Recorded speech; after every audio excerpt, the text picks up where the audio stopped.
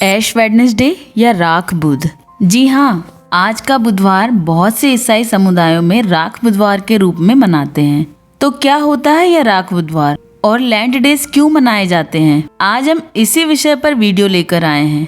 आगे की बातें जानने से पहले चैनल को सब्सक्राइब कर लेना और वीडियो को लाइक और शेयर जरूर करना। तो शुरू करते हैं राख बुधवार से। पहले हम देखते हैं पुराने नियम में तो लोग अपना दुख जताने के लिए या परमेश्वर से पश्चाताप करने के लिए टाट ओढ़ते और शरीर पर राख मला करते थे। पहला राजा उसका 21वां अध्याय और उसका 27 पद। एलिया नबी से चेतावनी पाने के बाद आहाब राजा ने अपने वस्त्र फाड़े और टाट ओढ़े रहने लगा। यह आहाब राजा के पश्चाताप का तरीका था।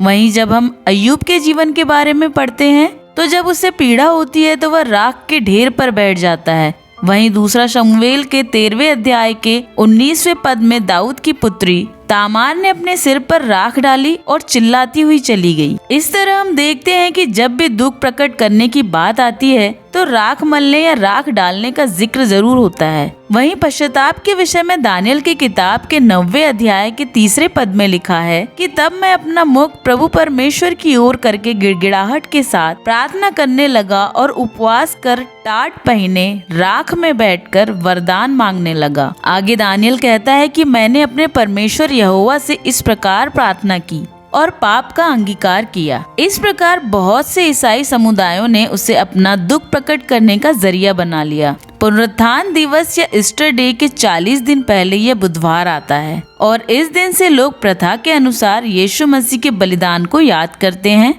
और अपने दुख को प्रकट करते हैं। साथ ही साथ पश्चाताप करते हैं अपने गुनाहों के लिए। इसलिए जब लैंड डेज की शुरुआत होती है तो उस पहले दिन को महत्व देने के लिए राख लगाकर उसे सिग्निफाई किया जाता है। देखा जाए तो बाइबल में इस बुधवार को मनाने का कोई जिक्र नहीं है और न ही कोई आज्ञा है।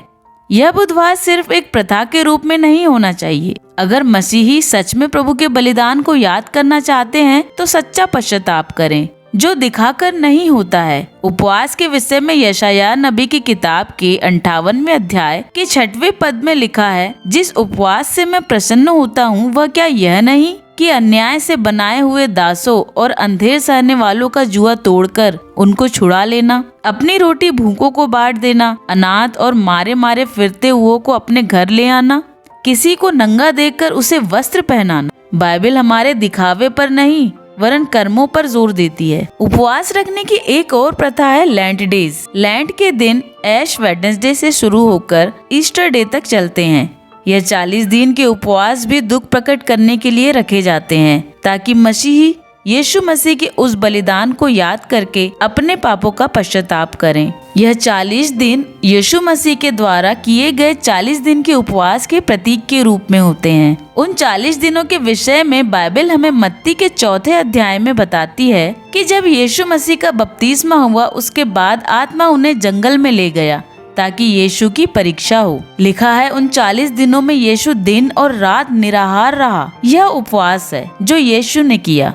उस समय में वे सिर्फ अपने पिता से प्रार्थना किया करते थे और जब उनके उपवास के दिन पूरे हुए तो उनकी शैतान के द्वारा परीक्षा हुई। इसी के प्रतीक के रूप में लैंड डेज ईसाई समाज मनाता है। हालांकि बाइबल में इसे भी आज्ञा के रूप में नहीं दिया गया है, लेकिन हमें प्रभु के कार्यों को याद तो करना है। इन 40 दिन के उपवास के बाद ही यीशु मसीह के सेवा कार्यों का आरंभ हुआ था। मसीह समाज भी लैंड डेज में 40 दिन का उपवास मनाते हैं एवं इन दिनों में अपने जीवन में पश्चाताप से होकर गुजरते हैं। उपवास करना अच्छा ही होता है। यह एक मौका होता है परमेश्वर पिता के करीब जाने का। अपने मन को तोड़ें और उपवास करें। यशायाह 58 कहता है, जिस उपवास से यहोवा प्रसन्न होता है वह यह है जिसमें मनुष्य स्वयं को दीन करे। लैंड डेज आज से प्रारंभ हो गए हैं। उम्मीद है जो खुदा के करीब जाना चाहते हैं वह उपवास में लग गए हैं। यदि उपवास नहीं कर सकते तो प्रार्थना तो जरूर कर सकते हैं। अपने हृदय को इन दिनों बदलें, प्रार्थना में बैठकर जांचें और पश्चाताप कर प्रभु के करीब जाएं। प्रभु आपको आशीष दे। आपके जीवन में कोई ऐसी अद्भुत गवाही है जिससे आप परमेश्वर की महिमा करना चाहते हैं तो हमारे इंस्टाग्राम पर हमें डायरेक्ट मैसेज कर भेजें। हम उसे अपनी आने वाली वीडियो में लोगों तक पहुंचाएंगे।